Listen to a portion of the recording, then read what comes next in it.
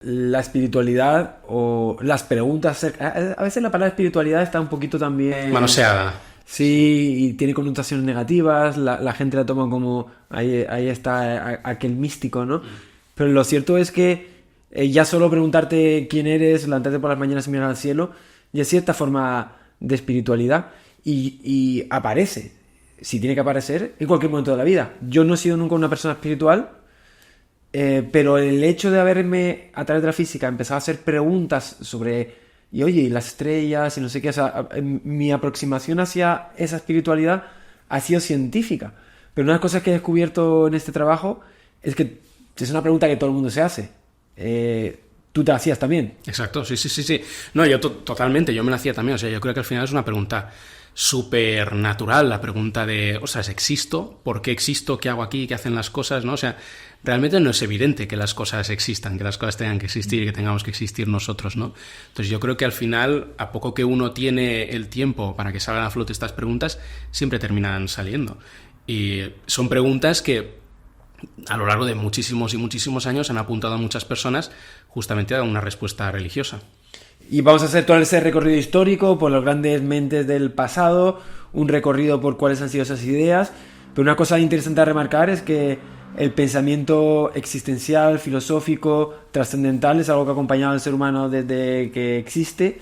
Es algo que está presente hoy, que muchas personas tienen. Es algo que compartimos en general pues muchos seres humanos. Y creo que va enfocado un poquito hacia las grandes preguntas de la humanidad, ¿no? Para ti, ¿cuál sería, si tuvieras que poner una pregunta, cuál crees que es la pregunta más importante que se ha hecho nunca al ser humano? Wow. Yo creo que es un grupo de preguntas más que una única pregunta, porque me parece que están como todas relacionadas, ¿no? O sea, por un lado es la pregunta de dónde viene todo, ¿no? Y eso está relacionado al final con la pregunta por el sentido de todas las cosas, porque según cuál sea el origen de las cosas y sepamos por qué han surgido y por qué existen, podremos atisbar el sentido que tienen, si es que tiene alguno, ¿no? O sea, no están muy desligadas. A veces la respuesta que uno le da a esa primera pregunta acerca del origen te está sugiriendo también una respuesta acerca del sentido. Entonces yo diría que son esas dos. ¿De dónde venimos, no? ¿Y a dónde vamos? En el fondo son esas dos preguntas. Que además creo que una cosa que a veces se nos pasa por alto es que no solamente son preguntas, que nuestro cuerpo nos las pide porque pues te levantas un lunes por la mañana, vas a ir a trabajar y te dices, ¿y esto qué sentido tiene? ¿Por qué se hace? La vida muchas veces no es fácil y ese tipo de preguntas surgen espontáneamente en la cabeza. Pero una cosa que yo he descubierto es que con una filosofía correcta de vida aportas a tu felicidad y tu bienestar y en general a integrarte de forma coherente con tu propia existencia. Creo que es muy, muy positivo tener una visión filosófica de qué es la vida ya a nivel práctico. Totalmente, o sea, al final el ser humano es un ser que se hace estas preguntas, ¿no? O sea, es como si por naturaleza las lleváramos dentro.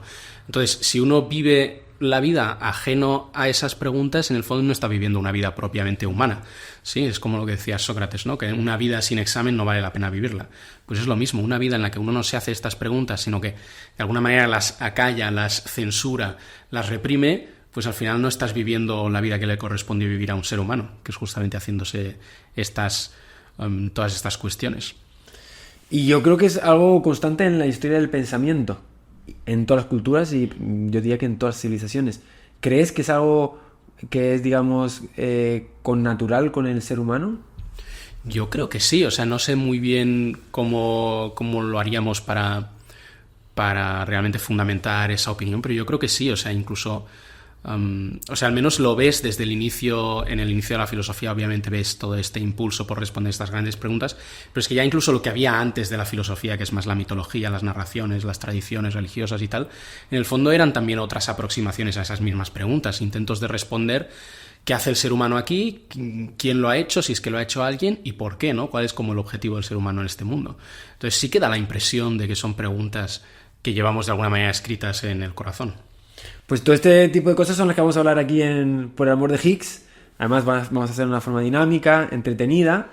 En este primer capítulo vamos a intentar hacer una pasada por todos los grandes temas de la historia del pensamiento humano. Algunas que van a ser muy directamente relacionadas con la religiosidad y la espiritualidad, pero vamos a tocar temas también muy variados, directamente también, digamos, muy esotéricos, o el multiverso, vida extraterrestre.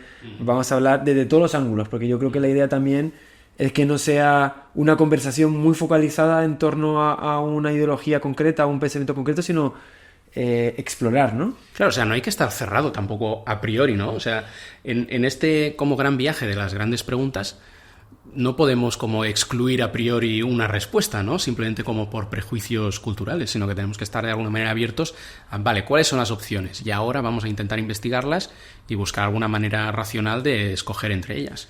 Tal cual, hermano. De hecho, de hecho una cosa que vamos a intentar también practicar es los métodos, ¿no? Vamos a intentar fusionar o practicar el método científico, el método filosófico de exponer ideas e intentar buscar los puntos débiles de cada idea, cuando la idea también tiene un apoyo científico o observacional o empírico, y en general vamos a intentar ser también muy consistentes con las ideas y bueno, yo creo que mostrar un poquito cómo funciona el pensamiento y en particular el científico y el filosófico.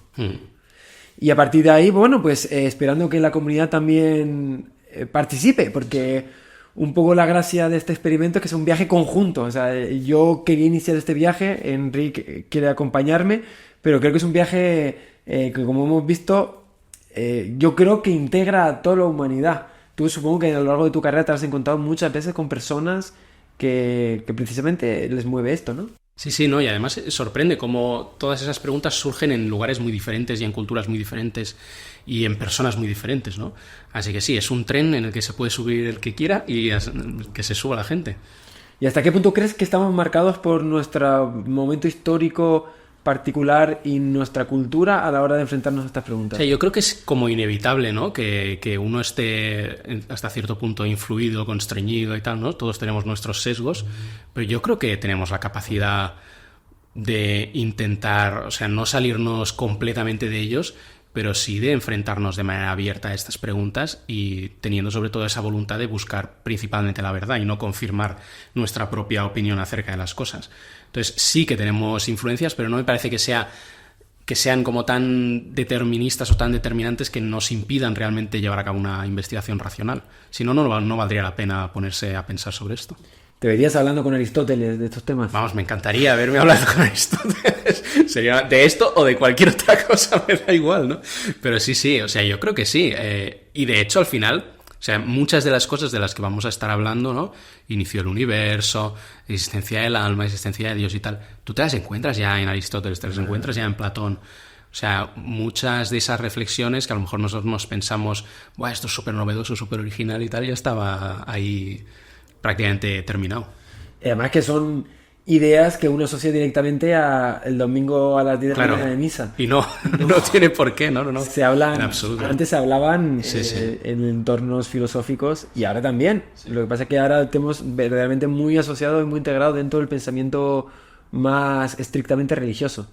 Pero es un tema que interesa y bueno, de hecho, supongo que te habrá sorprendido que tus piezas, por ejemplo, Jordi Wild hablando de Dios, tienen 10 millones de visitas. Es una burrada, sí. No, o sea, es una muestra de cómo a la gente le interesa ese tema realmente y cómo ese tema, pues no sé, toca una fibra en el ser humano y realmente le hace decir, oye, a ver qué hay aquí. Y vamos a discutirlo y vamos a hablar y yo no estoy de acuerdo, yo sí que estoy de acuerdo, yo pienso que esto, yo pienso que lo otro, ¿no? Yo creo que todo eso es súper positivo.